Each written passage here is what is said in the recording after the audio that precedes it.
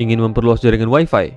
Sebelum kalian beli range extender, cari tahu dulu plus dan minusnya. Apakah range extender ini sesuai dengan kebutuhan kalian? Disclaimer, video ini bukanlah ajakan untuk membeli atau menjatuhkan suatu produk atau alat.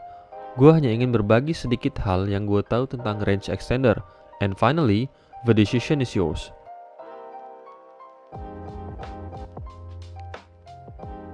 Hello, good day everyone. Selamat datang di channel Mang Tech. Hari ini gue akan ngebahas satu alat yang memang fungsi utamanya adalah memperluas jaringan internet kalian, yaitu range extender. Siapa yang gak tergoda dengan harga cukup murah bisa memperluas jaringan Wi-Fi kita? Tinggal colok, setting, problem solve. Tapi tunggu dulu, semua perangkat jaringan pasti ada plus dan minusnya, termasuk si range extender ini. Gue akan berbagi sedikit knowledge yang gue ketahui tentang range extender.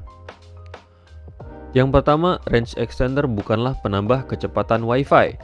Alat ini hanya berfungsi untuk extend atau perluas jaringan Wi-Fi yang sudah ada. Jadi jangan salah persepsi. Kalau sinyal yang diterima range extender sudah low, range extender akan memperkuat sinyalnya, tetapi tidak dengan slow speednya. Kemudian range extender bakal berguna untuk kondisi tertentu ataupun malah sebaliknya. Contoh, kalian gunakan sebagai pengisi dead zone di rumah. Router kalian di ruang tengah dan kamar kalian gak dapat sinyal yang bagus ketika kalian mau kerja di kamar misalkan. Buka email dan lain-lain susah karena jarak router kalian dan kamar itu 10 meter.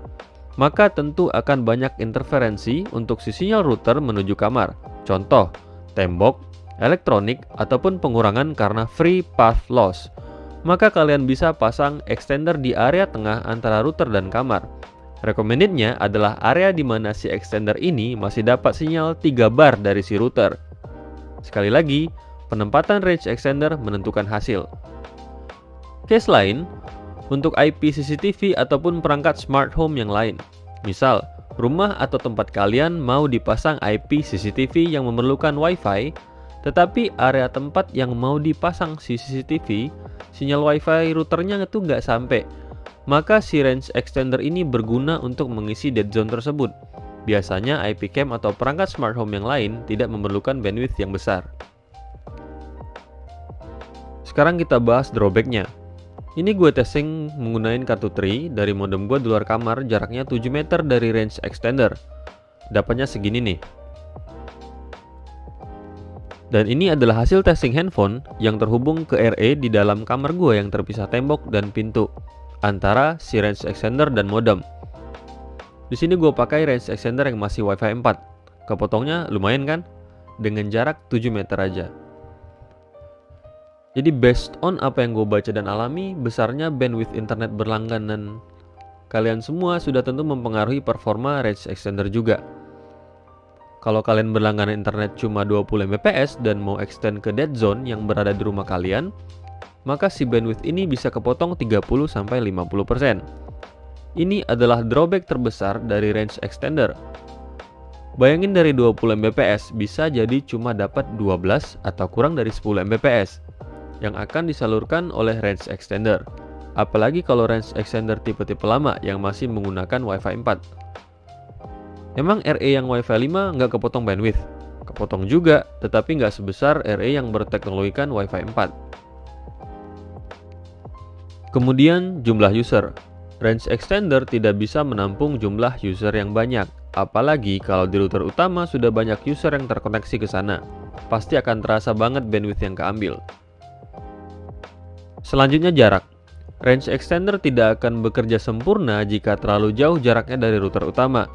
5-6 meter dari router utama adalah jarak ideal. Seperti yang gue sebutkan, 3 bar signal dari router utama yang diterima oleh range extender adalah rekomendasi dari gue pribadi, apalagi kalau router kalian masih tipe router lama yang belum Wi-Fi 5 atau Wi-Fi 6. Yang terakhir, interferensi. Yap, interferensi nggak akan pernah lepas dari yang namanya Wi-Fi. So, tempatkan range extender dengan benar kalau mau maksimal. Finally, dari semua tips yang gue sebutkan di atas, kesimpulannya adalah 1. Tentukan tujuan kalian untuk pakai range extender. Untuk pemakaian ringan, kerja, atau berat seperti nge-game di PC. 2. Perkirakan bandwidth yang bakal kepotong. apalagi dengan jarak dan interferensi di rumah kalian, agar nggak sia-sia beli range extender. Atau kalian beli range extender yang bisa akses point mode dan pakai kabelan. 3. Beli dengan keputusan kalian sendiri. In the end, gue sharing apa yang gue ketahui. Kalau ada kesalahan, mohon dikoreksi. Kasih like kalau kalian suka video ini, jangan lupa subscribe. That's all from me. See you in the next video.